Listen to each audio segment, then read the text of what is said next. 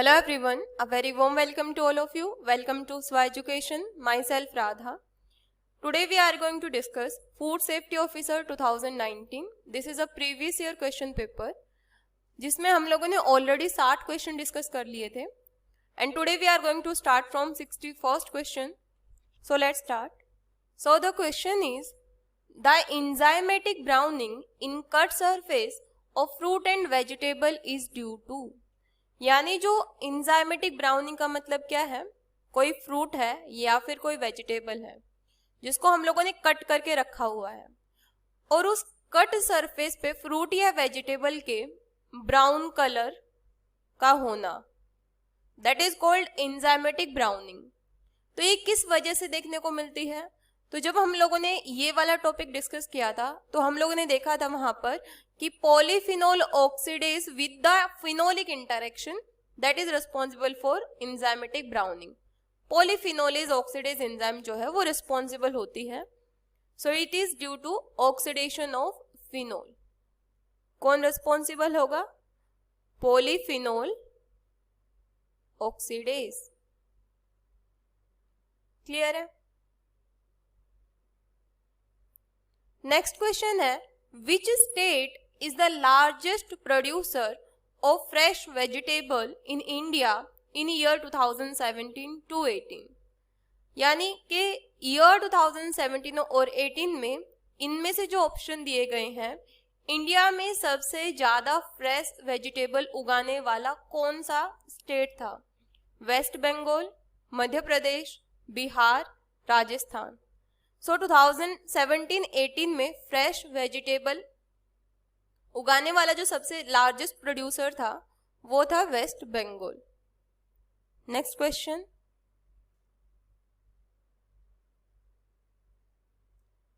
Which of the following is climacteric fruit grow between 16 to 26 degree Celsius and in soil pH 6 to 7। तो climacteric fruit क्या होते हैं? Climacteric fruit वो fruit होते हैं जो आफ्टर हार्वेस्टिंग राइपनिंग जिनमें देखने को मिलती है। और नॉन क्लाइमेटिक फ्रूट कौन से होते हैं?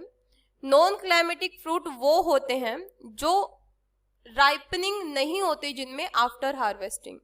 सो क्लाइमेटिक फ्रूट क्या होंगे?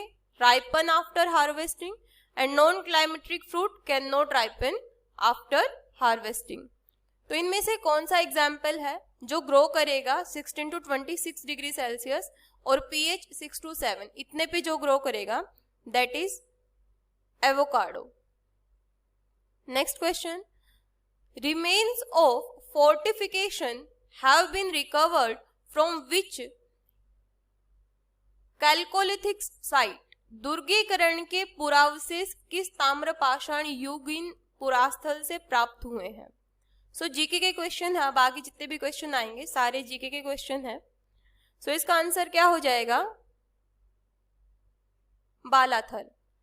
Next question, from which cultural stage oldest archaeological remain of ploughed field have been recovered. यानी प्राचीनतम जुते हुए खेत के पुरातात्विक अवशेष किस सांस्कृतिक स्तर से प्राप्त हुए हैं? Pre Harappan culture, Harappan culture, chalcolithic culture, Neolithic culture. यानी कि प्राक हड़प्पा युगीन संस्कृति, हड़प्पा युगीन संस्कृति, ताम्रपाषाण युगीन संस्कृति या नवपाषाण युगीन संस्कृति। सो इसका क्या हो जाएगा? प्री हड़प्पन कल्चर या फिर प्राक हड़प्पा युगीन संस्कृति। Next question, which ruler constructed the fort of Taragarh in Bundi. यानी कौन से फोर्ट किस शासक ने बूंदी में तारागढ़ दुर्ग का निर्माण करवाया? बैरीसाल, वार सिंह, सुभानदेव, राव नरपाल। सो किसने करवाया था? वार सिंह ने। So second option is correct. Next question, which place have been identified as Polyetalo mentioned by yuan Chwang. यानी युआन चुआंग द्वारा उल्लेखित पोलियेतालो के रूप में किस स्थान की पहचान की गई है? सो किसकी की गई है? बैराट की। Next question, Agmark act 1937 come under, किसके अंडर आएगा? Agmark act 1937, department of consumer affair, governance of India, या फिर directorate of marketing and inspection, या फिर department of agricultural and cooperation, या डिपार्टमेंट ऑफ लीगल मेटेरोलॉजी, किसके अंदर आएगा? So it's comes under directorate of marketing and inspection. So directorate of marketing and inspection यानी कि विपणन एवं निरीक्षण निदेशालय। Next question, in which district of Rajasthan Dadikar rock art site is located, यानी राजस्थान के किस जिले में डडीकर शैल कला पुरास्थल स्थित है? अलवर, जयपुर, सीकर एंड बूंदी, तो किन में है? So Dadikar rock art site is located in Alwar. Next, by whom the theory of foreign origin of Rajput was firstly propounded, यानी राजपूतों की विदेशी उत्पत्ति का मत सर्वप्रथम किसके द्वारा प्रतिपादित किया गया था? Colonel Tod, William Crook, Vincent Smith, या D.R. भंडारकर, तो इनमें से किसके थ्रू किया गया था? कर्नल टोड के थ्रू किया गया था। नेक्स्ट,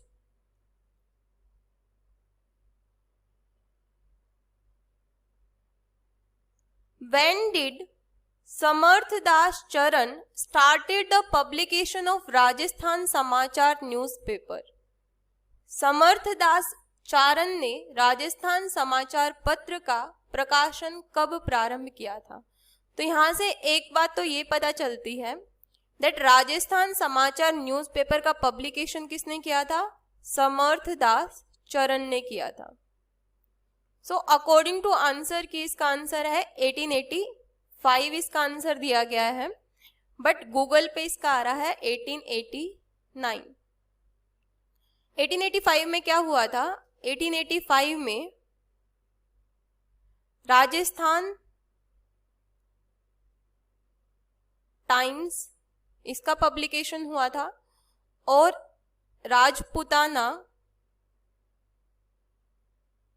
हेराल्ड इसका पब्लिकेशन देखने को मिला था 1885 में। नेक्स्ट आता है, which person from Bharatpur inspired the farmer of Shekhawati to fight for their right? Shekhawati के किसानों को अपने अधिकारों के लिए संघर्ष करने हेतु भरतपुर के किस व्यक्ति ने प्रेरित किया था?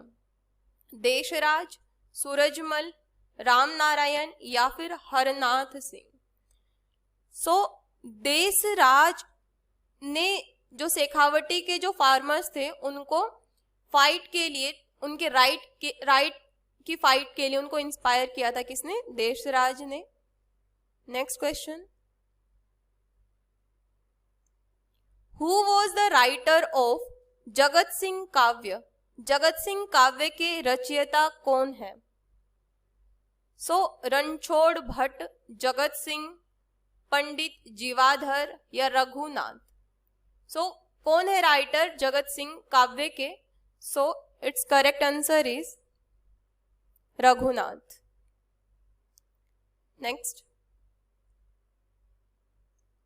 What was the main purpose of एक ही मूवमेंट? एक ही आंदोलन का प्रमुख उद्देश्य क्या था? To remove the evil prevalent in Bhil, freeing farmer from heavy revenue and unfair labor, freeing Bhil from clutches of moneylenders, and forming an organization of Bhil and Gracio to establish the Bhil state. यानी एक ही आंदोलन का main purpose या main उद्देश्य क्या था? भीलों में व्याप्त बुराइयों को दूर करना, to remove the evil prevalent in Bhil. किसानों को भारी लगान और अन्यायपूर्ण बेगार से मुक्त करवाना, freeing farmer from heavy revenue and unfair labour. भीलों को साहूकार के चंगुल से मुक्त करवाना, freeing Bhil from the clutches of money lenders. या फिर भील राज्य की स्थापना करने के लिए भीलों एवं गरासियों का संगठन बनाना, forming an organisation of Bhil and गरासियों to establish the Bhil state. So इनमें से कौन सा मेन पर्पस था एक ही मूवमेंट का?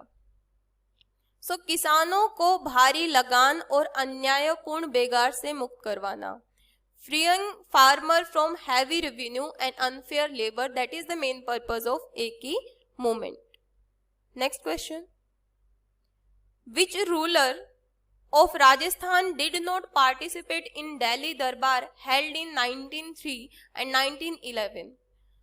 1903 एवं 1911 में आयोजित दिल्ली दरबार में राजस्थान के किस शासक ने भाग नहीं लिया था?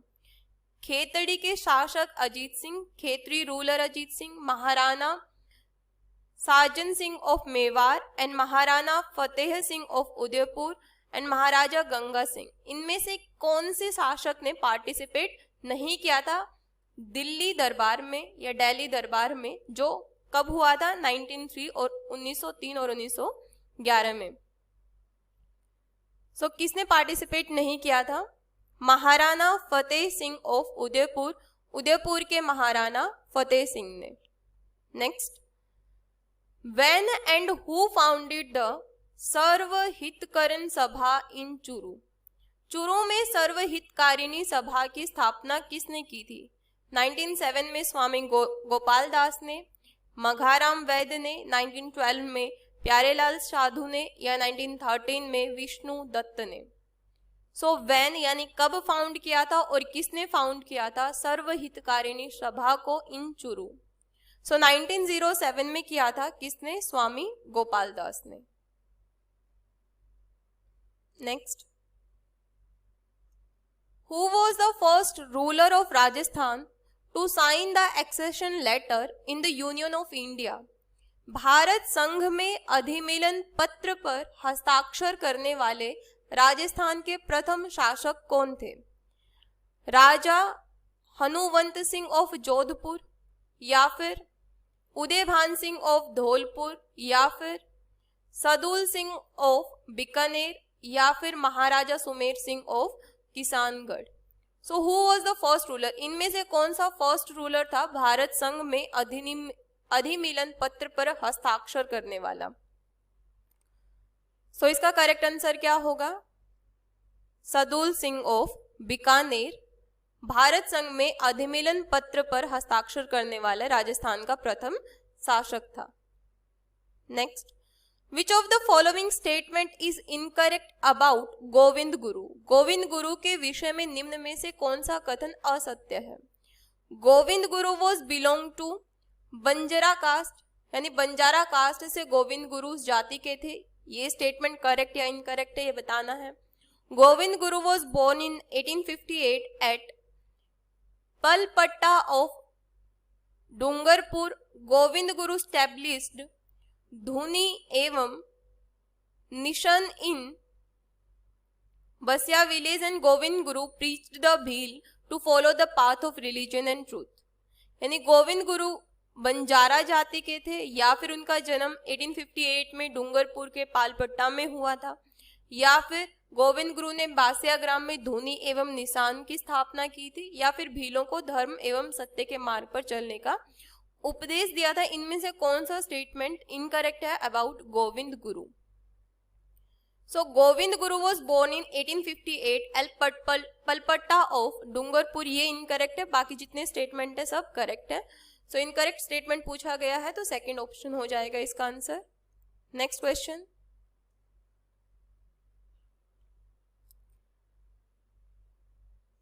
रुकनुद्दीन साहादीन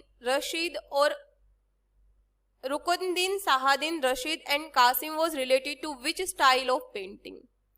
यानी ये जो रुकनुद्दीन है, शाहदीन है, रशीद है, कासिम है, ये कौन से पेंटिंग स्टाइल से रिलेटेड है? किसान घर style, Bikaner style, Jodhpur style, या फिर आमेर स्टाइल? सो कौन से फेमस है ये है बीकानेर स्टाइल, इससे रिलेटेड है ये। Where is the fort of 19 bastions of ट्राइकस्फेयर लोकेटेड, यानी त्रिकुटाकृति का 99 बुर्जों वाला दुर्ग कहां पर स्थित है। तो ट्राइकस्फेयर लोकेटेड कहां पर है? जैसलमेर में, गागराउन में, हनुमानगढ़ में या चित्तौड़गढ़ में। सो कहां पर स्थित है? जैसलमेर में। Next, where was the first capital of Kachhwaha dynasty, कहां पर है? दौसा, जमवारामगढ़, आम्बेर या फिर जयपुर। कहां पर है? Dausa, first capital of Kachhwaha dynasty. Next, at the time of independence which was the largest principal state of Rajasthan in terms of area, स्वतंत्रता प्राप्ति के समय राजस्थान में क्षेत्रफल की दृष्टि से सबसे बड़ी रियासत कौन सी थी? कब? During independency, at the time of independency. So कौन सी थी? मेवाड़, मारवाड़, अम्बेर या फिर टोंक। सो कौन सी थी? मारवाड़ जो है eight the time of independency क्षेत्रफल के हिसाब से या फिर टर्म्स ऑफ एरिया राजस्थान की सबसे बड़ी क्या थी? रियासत थी, प्रिंसिपली थी। नेक्स्ट आता है, in which year Swami Dayanand established a social institution Paropkarini Sabha at Udaipur, यानी किस साल में, इन विच ईयर स्वामी दयानंद उन्होंने स्टैब्लिश किया था सोशल इंस्टीट्यूशन दैट, जिसका क्या नाम था? परोपकारिणी सभा उदयपुर में। कब उन्होंने स्थापित की थी, कब स्टैब्लिश्ड की थी? 1865 में, 1880 में, 1883 में या फिर 1819 में। सो कब उन्होंने स्टैब्लिश्ड की थी ये? 1883। Next question, which folk deity's wife did not commit sati, किस लोक देवता की पत्नी सती नहीं हुई थी? हरबुजी, गोगाजी, तेजाजी या फिर बाबूजी। किसकी नहीं हुई थी? कौन वाइफ सती नहीं हुई थी? तो इसका करेक्ट आंसर क्या हो जाएगा? हरबुजी। नेक्स्ट,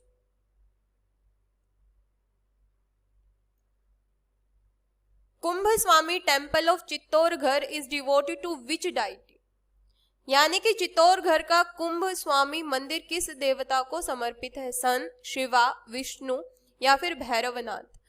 तो चित्तौड़गढ़ का कुंभ स्वामी मंदिर इनमें से विष्णु देवता को समर्पित है। Next question, in the Mewari language who compose the yoga sutra, Bhagavat Gita and सांख्य कारिका टेक्स्ट, मेवारी भाषा में योग सूत्र, भगवत गीता और सांख्य कारिका ग्रंथों की रचना किसने की थी? चतुर सिंह ने, पृथ्वीराज राठौर ने, दुर्सा आढ़ा ने या फिर शिवदास ने। सो मेवारी लैंग्वेज ने किसने कंपोज किए थे ये yoga sutras and Bhagavat Gita and Sankhya का टेक्स्ट किसने किए थे ये compose? So they are composed by Chatur Singh. Next question,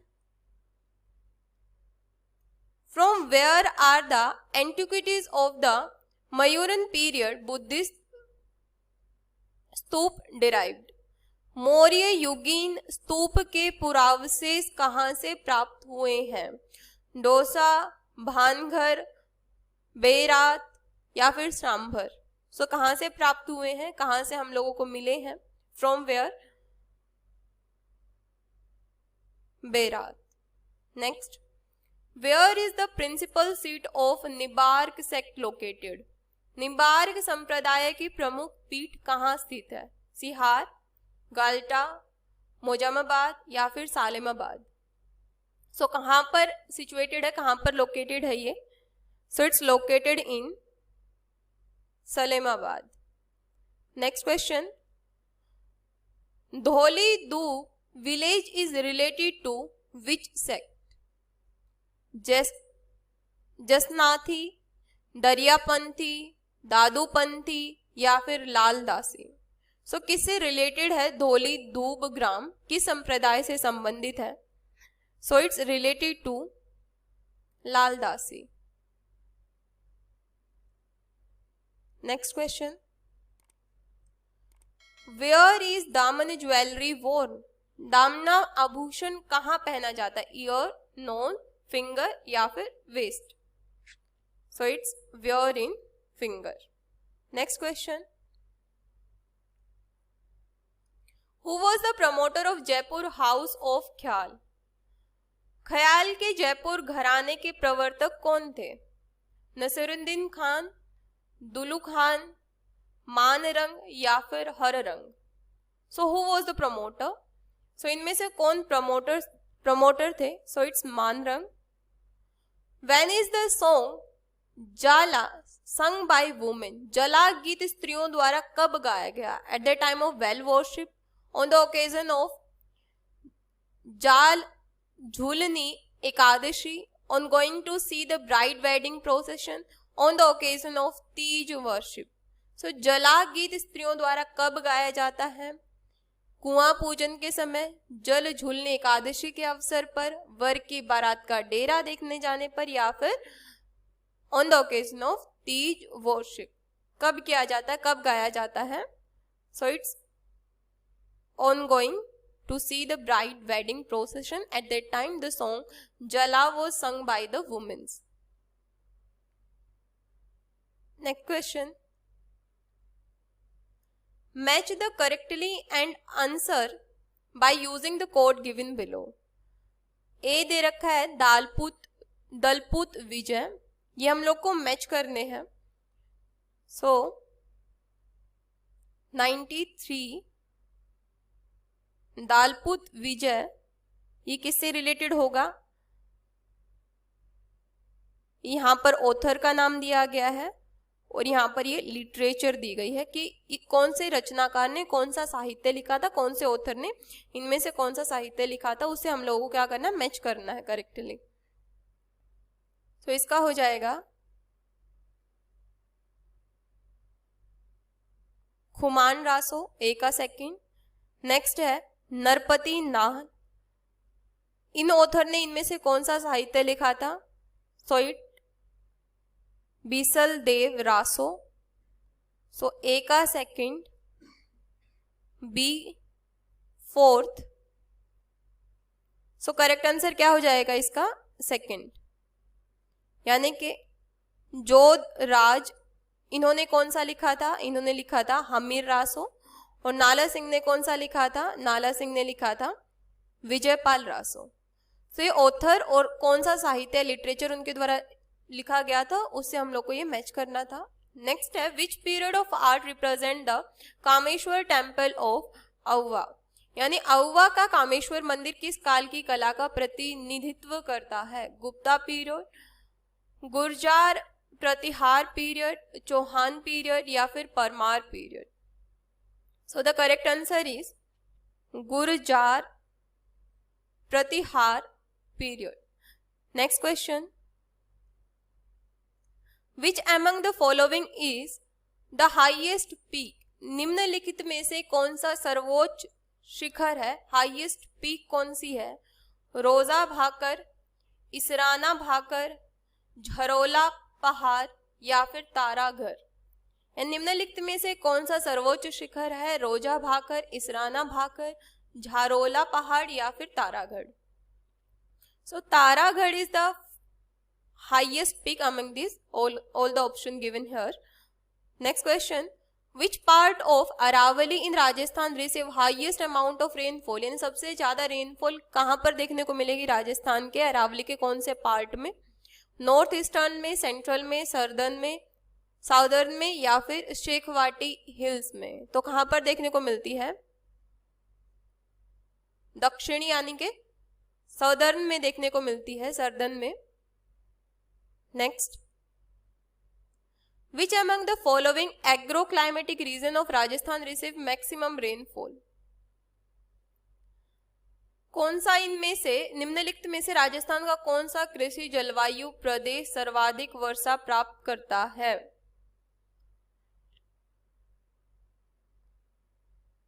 सो अभी के लिए इस क्वेश्चन को स्किप कर देते हैं, 98 वाला करते हैं।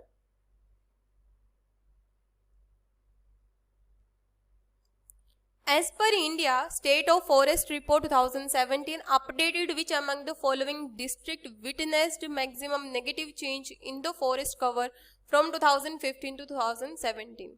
As per India State यानी India State के according Forest Report 2017 updated, which among the following district, इनमें से कौन सा जो डिस्ट्रिक्ट है witness maximum negative change, जिसमें कि सबसे ज्यादा नेगेटिव चेंज हुए हैं in the forest cover from 2015 to 2017।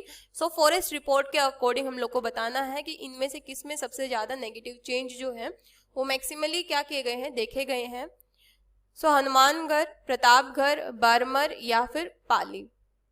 सो कहाँ पर देखे गए हैं, प्रतापगढ़ में देखे गए हैं। नेक्स्ट क्वेश्चन आता है, while travelling from Jhalawar to Bikaner in the straight line which of the following sequence of physical feature you will observe. यानी while travelling from Jhalawar to Bikaner, जब झालावाड़ से बीकानेर की तरफ इन अ स्ट्रेट लाइन आप ट्रेवल करते हो, which of the following sequence of physical feature you will observe. So निम्न में से किस प्रकार के भौतिक स्वरूपों के क्रम का अवलोकन करोगे इन अ स्ट्रेट लाइन बताना है। So it's Hadoti plateau, Banas basin और सेंट्रल अरावली। हाड़ौती पठार, बनास बेसिन एंड मध्य अरावली। सो ये जो है, ये जो फिजिकल एंटिटी है आप ऑब्जर्व करोगे। नेक्स्ट क्वेश्चन आता है,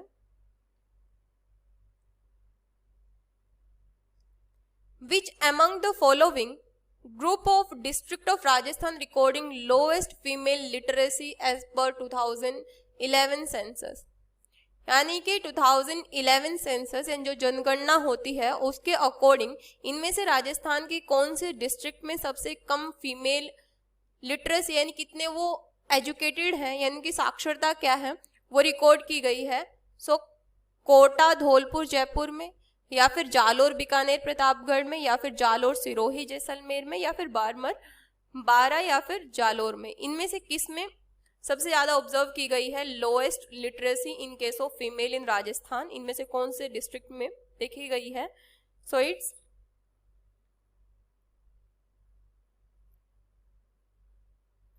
जालोर, सिरोही, जैसलमेर।